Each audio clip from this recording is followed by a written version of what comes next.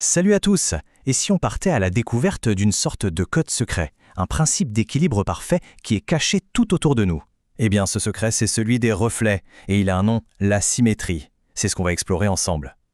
Alors, la symétrie, on la trouve absolument partout. C'est un motif caché aussi bien dans la nature que dans l'art. Et pour commencer cette exploration, il faut savoir que ce motif n'est pas dans un endroit inaccessible, non. Il est juste là, sous nos yeux. Il suffit de penser au vol d'un papillon, à un flocon de neige, ou même à certains grands bâtiments. On peut se poser la question. Existe-t-il une sorte de code, un plan qui organiserait les formes du monde? Eh bien, la réponse est un grand oui, absolument. Et le plus fou, c'est qu'une fois qu'on a la clé pour le remarquer, on le voit partout. C'est impossible de ne plus le voir après. Tiens, regardons d'un peu plus près. Prenons cette libellule. Son aile gauche, on dirait le reflet parfait de son aile droite, non? C'est incroyable de se dire que la nature utilise ce principe avec une précision, mais vraiment millimétrée. Et ce n'est pas qu'une histoire de nature, hein. Les artistes, eux aussi, ont bien compris le truc. Sur ce dessin géométrique, c'est la même chose. Le côté gauche et le côté droit sont de vrais jumeaux. Et c'est justement ça qui donne à l'image tout son équilibre, toute sa force. Alors, quel est le point commun entre la libellule et cette œuvre d'art? Qu'est-ce qui les relie? Eh bien, c'est ça, la symétrie. Voilà, le mot est lâché, c'est le mot-clé qui va nous guider pour la suite. D'accord, mais comment ça marche cette fameuse symétrie? En fait, tout repose sur un seul élément, une sorte de ligne magique. C'est le cœur même de la symétrie, l'axe. Alors l'axe de symétrie, qu'est-ce que c'est? En fait, c'est tout simple. C'est une ligne imaginaire qui va couper une figure en deux moitiés, mais deux moitiés qui sont parfaitement superposables. C'est un peu comme une ligne de pliage invisible. Ou encore mieux, c'est une ligne miroir. Ce qui est d'un côté se reflète exactement de l'autre.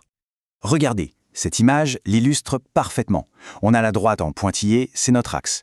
Il faut imaginer que c'est le pli d'une feuille de papier. Si on plie la feuille le long de cette ligne, eh bien la partie A va venir se superposer, mais pile poil sur la partie B. Pas un millimètre qui dépasse. B est le reflet parfait de A. C'est ça la symétrie axiale. Bon, maintenant qu'on a bien compris le principe, on passe à l'action. Comment on fait pour construire soi-même ce fameux reflet parfait? On va voir la méthode pas à pas. Et vous verrez, sur un quadrillage, c'est d'une précision redoutable. Voilà notre petit défi. On a cette figure rose d'un côté et notre axe de symétrie. L'objectif du jeu, c'est de dessiner sa jumelle de l'autre côté. On va le faire point par point pour que le résultat final soit parfaitement symétrique. Alors la méthode, elle est super simple. Il y a 4 étapes. D'abord, on choisit un point sur la figure, un des sommets par exemple. Deuxième étape, on compte les carreaux qui le séparent de l'axe bien en ligne droite. Troisièmement, on reporte exactement le même nombre de carreaux de l'autre côté de l'axe. Et enfin, dernière étape, on fait ça pour tous les points et on n'a plus qu'à les relier. C'est une technique qui marche à tous les coups. Attention, voilà l'astuce, la règle d'or à ne jamais oublier. Quand on compte les carreaux, il faut le faire toujours perpendiculairement à l'axe. Ça veut dire en formant un angle droit. C'est le secret pour que le reflet soit parfait et pas tout déformé. Par exemple, si un point est à 5 carreaux de l'axe, son reflet sera lui aussi à 5 carreaux juste en face. C'est aussi simple que ça. Ok, maintenant que la technique est comprise, on peut commencer à s'amuser. Parce que la symétrie, ce n'est pas qu'un exercice de géométrie, loin de là. C'est aussi un super terrain de jeu pour la créativité. Et il y a plein de façons de s'amuser avec la symétrie. On peut y aller de manière très spontanée, avec de la peinture par exemple, ou même des briques de construction. On fait une moitié, on la reflète et on découvre le résultat. Ou alors on peut être plus précis, avec des jeux sur quadrillage, un peu comme un défi de dessin. Dans les deux cas, c'est une super façon de s'entraîner. Un très bon exercice pour commencer, c'est de compléter un dessin dont il manque la moitié. Prenez cet ours par exemple.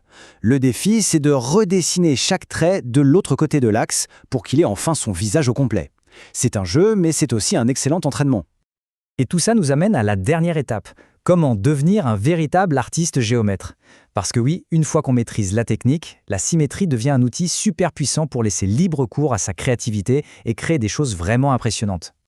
Et regardez un peu ce que ça peut donner. Ça part d'une simple moitié de dessin sur un quadrillage et on arrive à ça.